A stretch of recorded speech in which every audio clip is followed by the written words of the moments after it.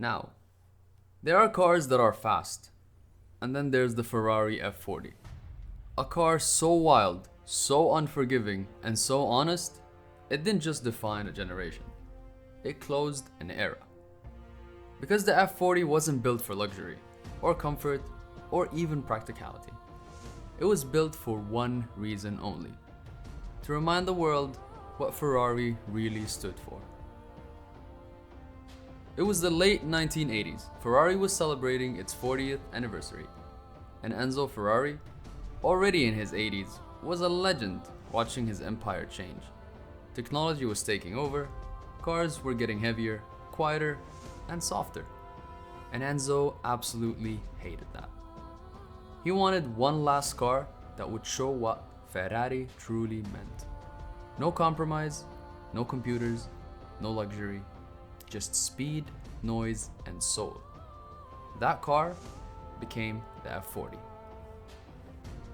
The F40 was the final car Enzo Ferrari approved before his death in 1988, and he wanted it to be a race car for the road. The engineers at Maranello were given a simple brief: build the fastest, most exciting road car in the world. And they did. The F40's design started from the 288 GTO Evoluzione, a race car that never actually quite competed, but its DNA was pure competition. So they stripped it down, rebuilt it, and went all in. No carpet, no sound insulation. The door handles, it was basically just a string hanging from your door.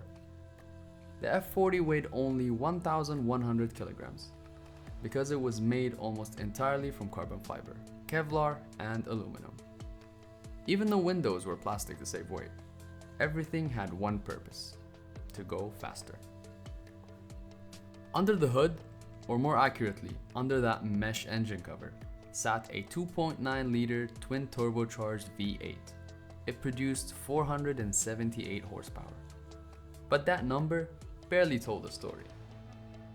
The F40 wasn't about smooth power delivery. It was violent. When the turbos kicked in, it hit like a punch to the chest. No traction control, no ABS. Just your foot, your courage, and two turbos waiting to destroy your ego. 0 to 100 kilometers an hour in about 3.9 seconds. Those were mental numbers back in the day. Top speed, 324 kilometers an hour, making it the first production car to break the 200 mile an hour barrier.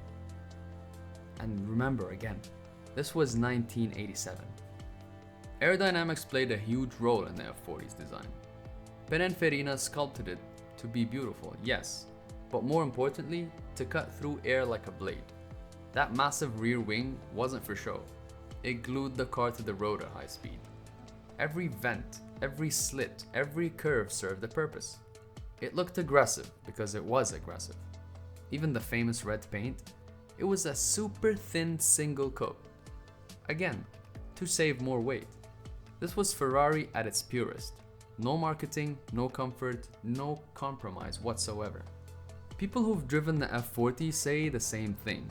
You don't drive it, you survive it. The clutch is heavy, the gearbox is stiff, and the turbo lag is huge. At low RPM, it feels lazy. Then the turbos spool up, and it transforms into a rocket. It's raw, loud, and unfiltered. Like driving an explosion on wheels. The steering has no power assist, so every corner feels like a workout. The cabin is hot, noisy, and smells like glue and fuel. But when you find the rhythm, when you dance with the car instead of fighting it, it's magic. Every vibration, every gear shift, every scream of that V8 reminds you what real driving feels like. And that's exactly what Enzo wanted. When it launched, the F40 cost around $400,000. An insane amount at that time. But it didn't matter. Ferrari planned to build 400 units only. They ended up building over 1,300. And why? Because everyone wanted one. It became an instant icon. Posters on every kid's wall. The ultimate symbol of speed and power. But it wasn't just hype. Every journalist who drove it agreed. This was something different. It wasn't just a car. It was a statement, a middle finger to comfort and control. Ferrari saying, this is who we are. Enzo Ferrari unfortunately passed away in 1988, just 1 year after the F40 was revealed. For many, that moment froze the meaning of Ferrari forever, because the F40 wasn't just the last car he approved, it was the last car built from his philosophy: mechanical purity, raw connection, and passion over perfection. After Enzo, Ferrari really did change. Technology took over, cars got faster but softer, and smarter but less soulful. The F40 became a symbol of what we lost, a reminder of the time when cars had no filters, no digital babysitters, and no apologies. Even today, more than 35 years later, the F40 feels alive.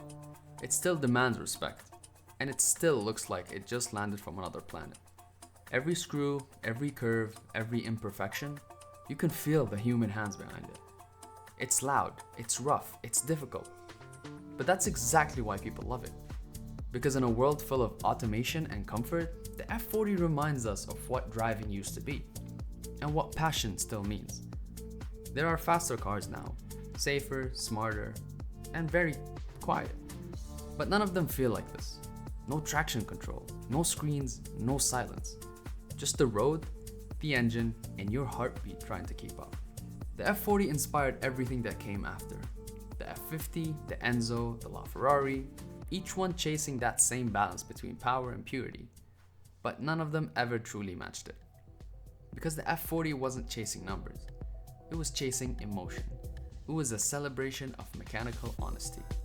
The last time Ferrari built something for the driver, not the data. It wasn't perfect. It was better than perfect. It was as real as it got. The Ferrari F40 isn't just a car. It's a declaration. A living, breathing monument to speed and soul. It's a proof that sometimes the purest form of art is built from fire, metal, and courage. Enzo Ferrari once said, "I built cars that move the heart before they move the body." And the F40, that's his heart, roaring forever. Thank you for watching, and I hope you enjoyed this little short story about the F40. It is truly an unbelievable car and one of my top favorites. Hope to see you again. Thank you, and subscribe for more.